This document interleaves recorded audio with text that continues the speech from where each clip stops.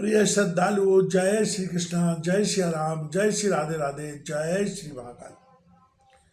इस प्रवचन में आपको श्रवण कराएंगे महिषासुर आदि के साथ भगवान विष्णु और शंकर का भीषण युद्ध।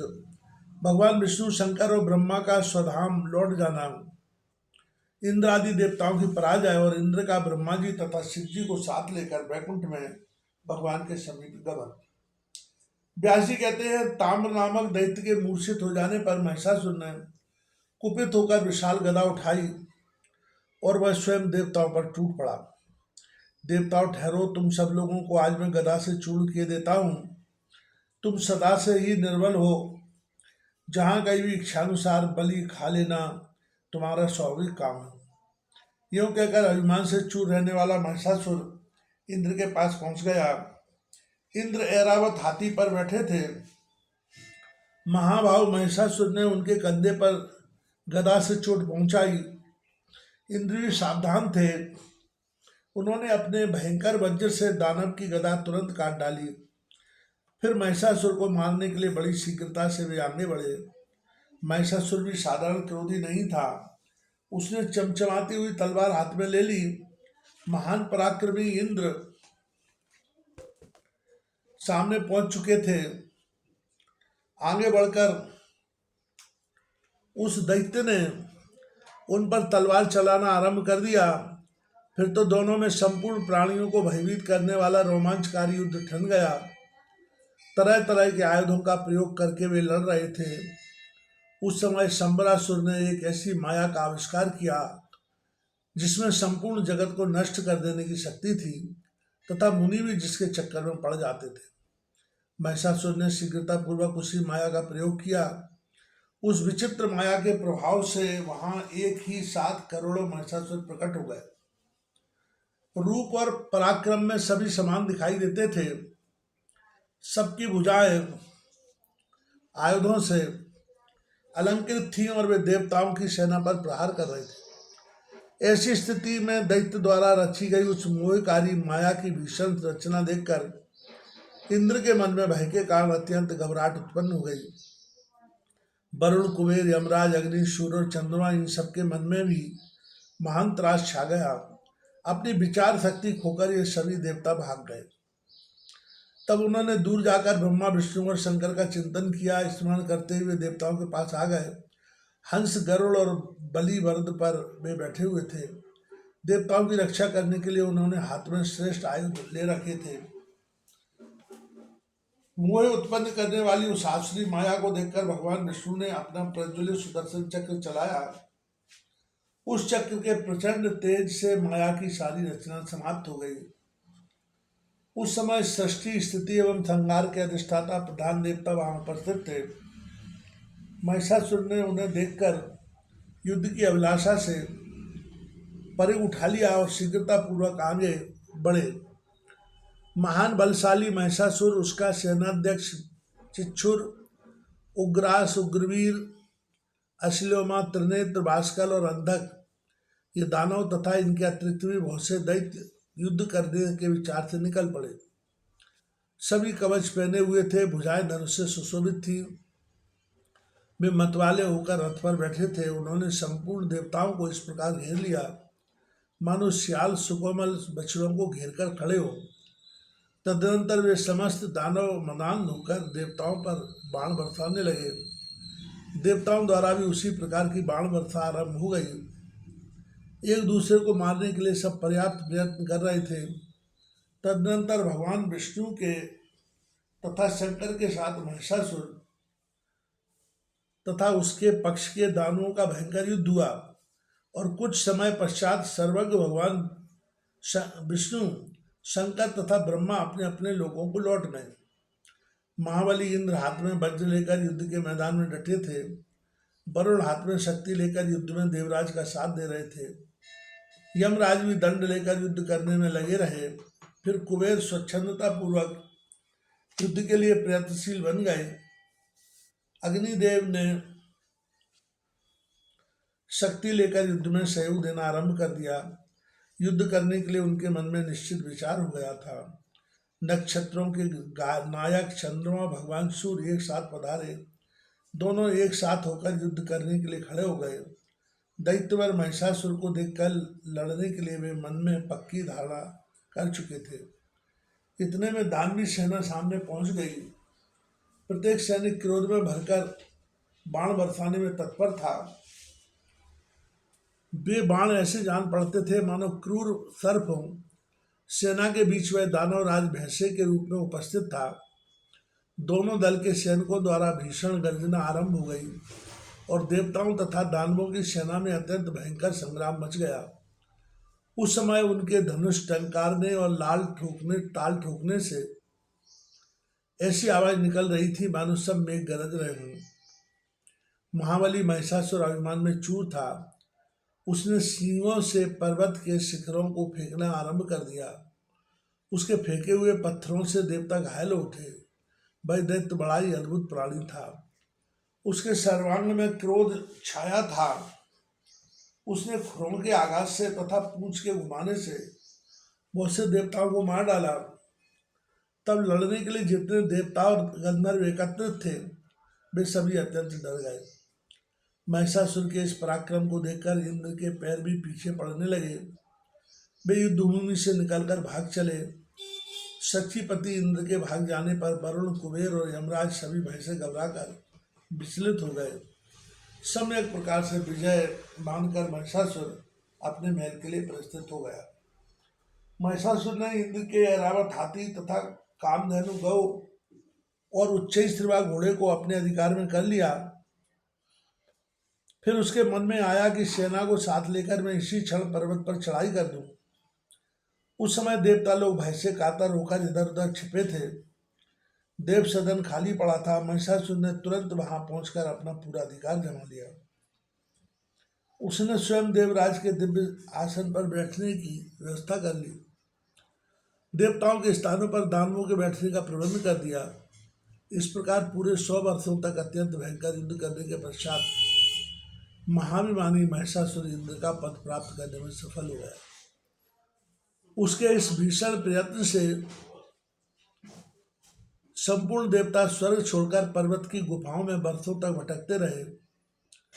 इस भयानक स्थिति में उन्हें महान क्लेश भोगने पड़े। राजा निरंतर दुख सहने से जब देवताओं का साहस टूट गया तब वे सब मिलकर पुनः ब्रह्मा जी की शरण में गए, क्योंकि प्रजा का सारा भार चतुर्मुख ब्रह्मा जी पर ही रहता है। उनका रूप राजसिक है। उस समय कमल के आसन पर विराजमान होकर वे वेद का निर्माण कर रहे थे। उन्हीं के विग्रह से प्रकट हुए मरीच तथा आदि प्रमुख मुनिगण, जो संपूर्ण वेदों के पारगामी एवं शांत स्वभाव सेवा में प्रस्तुत थे, सिद्ध, चारण, गंधर्व, किन्नर, पन्नग और उरग सबके सब उन देवादिदेव जगत गुरु की स्थिति में संलग्न थे। देवता बोले, संपूर्ण दुख दूर करने वाले परम योनि ब्रह्मा जी, इस समय सभी देवता संग्राम में दानव राज महिषासुर से परास्त होकर पर्वत की गुफाओं में कालक्षेप कर रहे हैं। स्थान च्युत हो जाने के कारण उन्हें महान कष्ट भोगना पड़ रहा है। हमारी ऐसी दयनीय दशा देखकर भी आप दया नहीं करते, यह कैसी विचित्र बात है। सैकड़ों अपराध करने पर भी शरण में आए हुए पुत्रों को क्या निर्लोभी पिता त्याग कर उनका अधोगति में पड़े रहना स्वीकार कर सकता है? कदापि नहीं। आज दैत्यों के सताए जाने पर हम समस्त देवता दीनता पूर्वक आपकी शरण में आए हैं और अब भी आपकी उपेक्षा दृष्टि हो रही है। इस समय महिषासुर स्वर्ग और भूमंडल का राज भोग रहा है। ब्राह्मणों द्वारा यज्ञों में सर्वोत्तम भाग उसी को मिलता है। देव वृक्षों में श्रेष्ठ पारिजात के पुष्प से सेवन के लिए सुलभ है। यहाँ तक कि वह नीच समुद्र की अटूट निधि कामधेनु गौ से भी स्वयं लाभ उठा रहा है। देवेश, हम कहाँ तक वर्णन करें, आप सर्व ज्ञान संपन्न हैं। महिषासुर का सारा वृत्तांत आपको विदित है। अतः प्रभु, हम सभी आपके चरणों में मस्तक झुकाए हैं। विभु महिषासुर अवश्य महान नीच है। उसके द्वारा निरंतर घृणित चेष्टा होती रहती है। तरह तरह के निंदित कर्मों में वह निरत है। जहाँ कहीं भी देवता जाते हैं वहीं वह उन्हें कष्ट पहुंचाता रहता है। देवेश हम सब देवताओं के जो आप ही रक्षक हैं, हमें कल्याण के भागी बनाने की कृपा करें। आप संपूर्ण देवताओं में श्रेष्ठ है, सबकी सृष्टि आप पर निर्भर है। आप आदि पुरुष एवं मंगलमय हैं। आप में अनंत तेज निहित है। सबको शांति प्रदान करना आपका स्वभाव ही है। हम सभी देवता प्रज्वलित दावानल जैसे संताप से संतप्त थे। यदि आप हमारे शरण नहीं बनते हो तो भला आप जैसे सर्वसमर्थ प्रभु को छोड़कर हम दूसरे किसकी शरण में जाए। व्यास जी कहते हैं, इस प्रकार स्तुति करके संपूर्ण देवता हाथ जोड़कर प्रजापति ब्रह्मा जी को प्रणाम करने लगे। उनके मुख पर अत्यंत उदासी छाई हुई थी। उस समय उन्हें अपार पीड़ा का अनुभव हो रहा था। उन्हें दुखी देखकर लोक पितामह ब्रह्मा जी मधुर वाणी में मानो देवताओं को सुख पहुंचाते हुए कहने लगे। ब्रह्मा जी बोले, देवताओं मैं क्या करूं? महिषासुर को वर का अभिमान है, उसे कोई स्त्री मार सकती है, पुरुष नहीं मार सकते।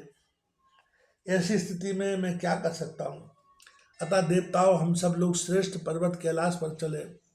माँ संपूर्ण कार्यों के विशेषज्ञ भगवान शंकर विराजमान हैं। उन्हें अपना अगुआ बनाकर हम लोग उस वैकुंठ में चले जहाँ भगवान विष्णु रहते हैं। उनसे मिलकर देवताओं के कार्य के विषय में विशेष रूप से विचार किया जाए। इस प्रकार कहकर ब्रह्मा जी हंस पर बैठे और देवताओं को साथ लेकर कैलाश की ओर चल पड़े। ब्रह्मा जी के पहुंचने के पूर्व ही ध्यान द्वारा उनके आगमन की सूचना भगवान शंकर को मिल गई। ब्रह्मा जी देवताओं के साथ आ रहे हैं यह जानकर वे अपने भवन से बाहर निकल आए। दोनों महानुभावों का साक्षात्कार हुआ। परस्पर प्रणाम और आशीर्वाद होने लगा। सभी देवताओं ने शंकर जी के चरणों में मस्तक झुकाया। दोनों महानुभाव प्रसन्नतापूर्वक मिले। प्रजापति भगवान शंकर ने सभी देवताओं को बैठने के लिए अलग अलग आसन दिए।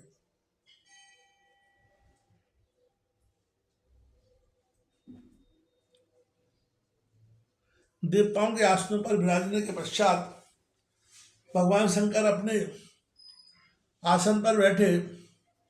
ब्रह्मा जी ने कुशल पूछने के उपरांत देवताओं के कैलाश पर आने का कारण पूछा।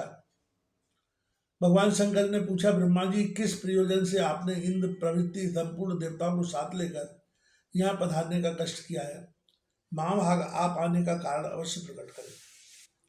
ब्रह्मा जी बोले, सुरेश स्वर्ग में निवास करने वाले इंद्रादि समस्त देवताओं को महिषासुर महान क्लेश पहुंचा रहा है।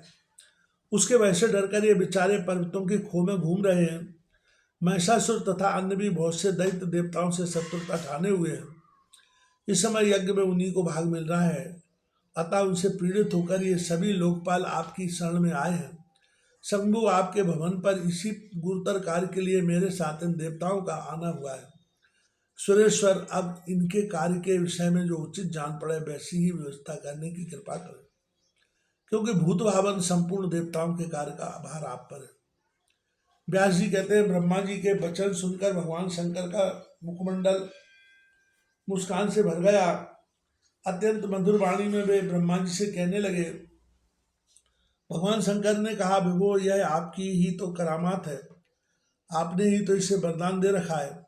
भला इससे बढ़कर देवताओं के लिए अनिष्टप्रद कार्य और क्या हो सकता है?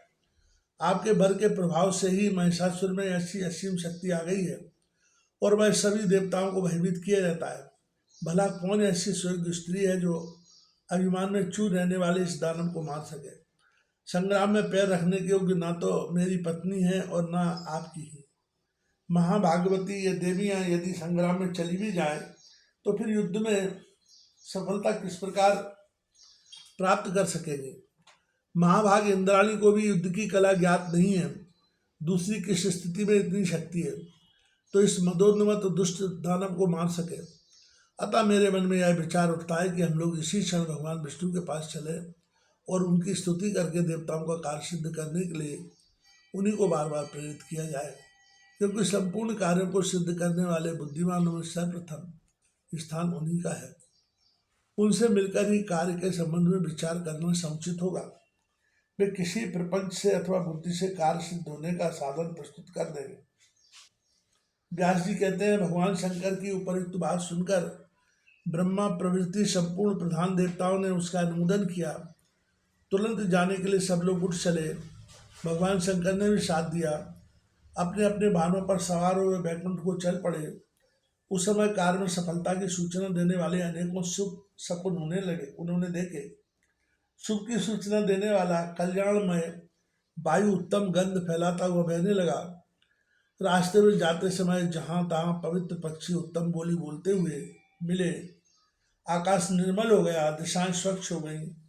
इस प्रकार देवताओं के यात्रा काल में मानो सभी शुभ योग सुलभ हुए।